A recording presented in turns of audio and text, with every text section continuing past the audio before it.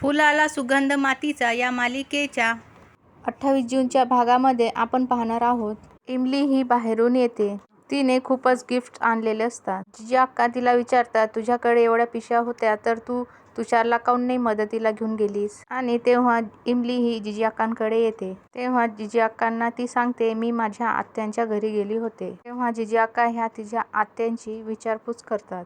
सर्व काही ठीक असल्याचं इमली जिजी अक्कांना सांगते. माझ्या आत्यांनी आपल्या घरातील सर्वांसाठी गिफ्ट्स पण दिले आणि मला ही सोन्याची अंगठी पण दिली, असे म्हणून ते जिजी अक्काला अंगठी दाखवते. जिजी अक्का इमलीला विचारतात, आता कोणता सण वगैरे नाही आणि तुझा वाढदिवस पण नाही, मग त्यांनी एवढं महागडं गिफ्ट का दिलं तुला? तेव्हा इमली म्हणते, त्या माझ्या लग्नात आल्या नव्हत्या ना, त्यामुळे त्यांनी आता मला अंगठी करून दिली. तेवढ्यातच कीर्ती देखील तेथे घरी येते. कीर्ती ती अंगठी पाहते आणि म्हणते, खूपच छान आहे, परंतु खूपच महाग असेल, तू कशाला घ्यायची? जर कोणी देत असलं ना एवढं महागडं गिफ्ट तर ते घ्यायचं नसतं, तर त्यांचा आदर ठेवून पण नाही म्हणायचं. जिजी अक्का तिला रागवून म्हणतात की याच्यानंतर कधीही महागडे गिफ्ट घ्यायचे नाही. मी तुझ्या आत्याबरोबर बोलते, त्यांचं गिफ्ट त्यांना पुन्हा देऊन टाक. आणि द्यायचेच असले तर त्यांना म्हण, मला आशीर्वाद द्या. जिजी अक्का इमलीला म्हणतात आणि त्यानंतर रात्री लाईट जाते. ती ही विचार करत असते, आता लाईट गेली आहे, उमेशने माझ्या कपड्यांची प्रेस केली आहे की नाही, असे म्हणून ती उमेशला आवाज देते. उमेश लगेच कीर्तीचे इस्त्री केलेले कपडे घेऊन येतो. ती त्याला विचारते की लाईट गेली मग तू कशाने प्रेस केलीस? तेव्हा उमेश सांगू लागतो, मी एका तांब्यामध्ये कडक पाणी टाकले आणि त्याने याची प्रेस केली. नंतर कीर्ती म्हणते, मी यांच्या कुर्त्याला इस्त्री करायला सांगितली होती, तू केलीस का?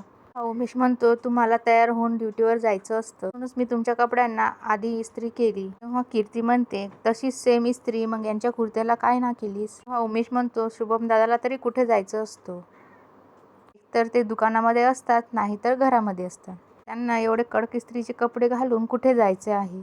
कीर्ती ही उमेशवर खूपच भडकते. तेव्हा शुभम हा कीर्तीला शांत करतो, म्हणतो की तसंही तुम्हाला तयार होण्याची गरज आहे, दुकानात मी असा आयटीत तयार होऊन कशाला जाऊ, असे म्हणून शुभम हा कीर्तीला समजावत असतो.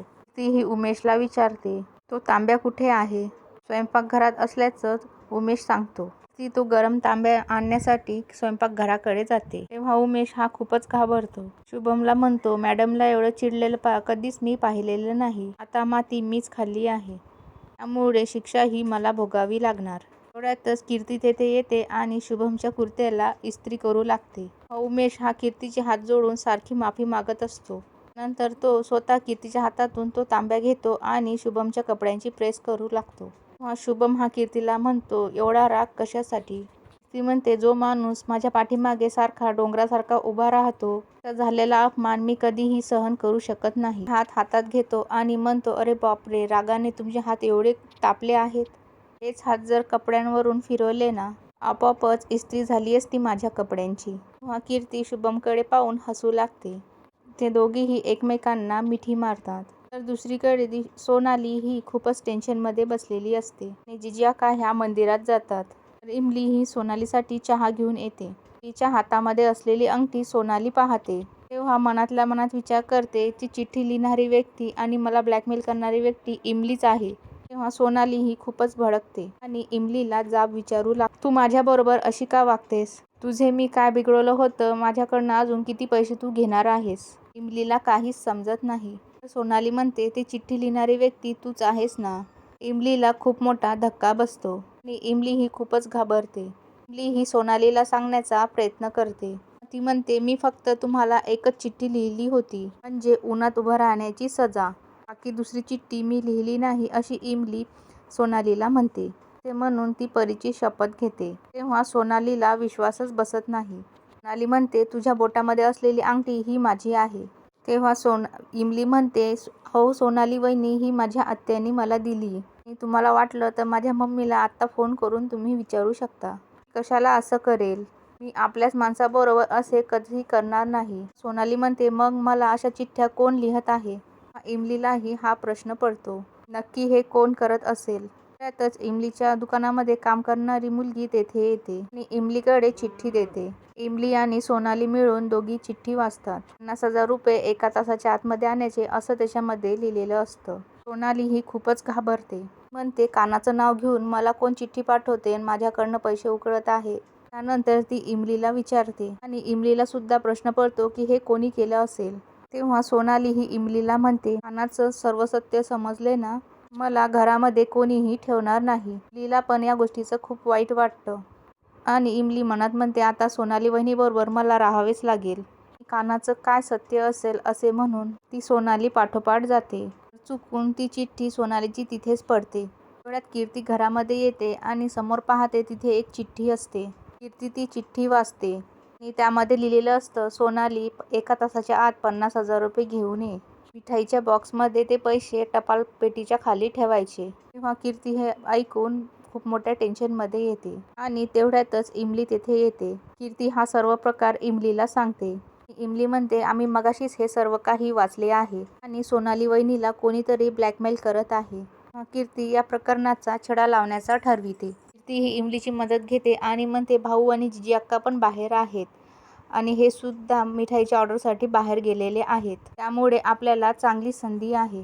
नंतर कीर्ती ही इमलीला म्हणते, तू सोनालीसारखी तयार हो आणि सोनाली जशी साडी घालते तशी सेम साडी तू घाल. इमली खूपच घाबरत असते. कीर्ती म्हणते, मी तुझ्या आसपास असेल, तू काळजी करू नकोस आणि सोनालीसारखी सेम तू दिसली पाहिजेस, असं काहीतरी कर. तेव्हा इमली हो असे म्हणते. त्यानंतर त्या दोघीही बाहेर जातात. इमली ही मोठ्या मार्केटमध्ये मिठाईचा बॉक्स घेऊन जाते. तिने सोनालीची साडी घातलेली असते. ती सेम सोनालीसारखी हेअरस्टाईल केलेली असते. तेव्हा ती मिठाईचा बॉक्स पुढे घेऊन जात असते आणि विक्रम तेथे येतो आणि म्हणतो, सोनाली तर ही साड्यांची डिलिव्हरी देण्यासाठी गेली होती, मग अचानक इथे कशी काय आली? त्या सोनालीने काही घोळ तर घातला नाही ना?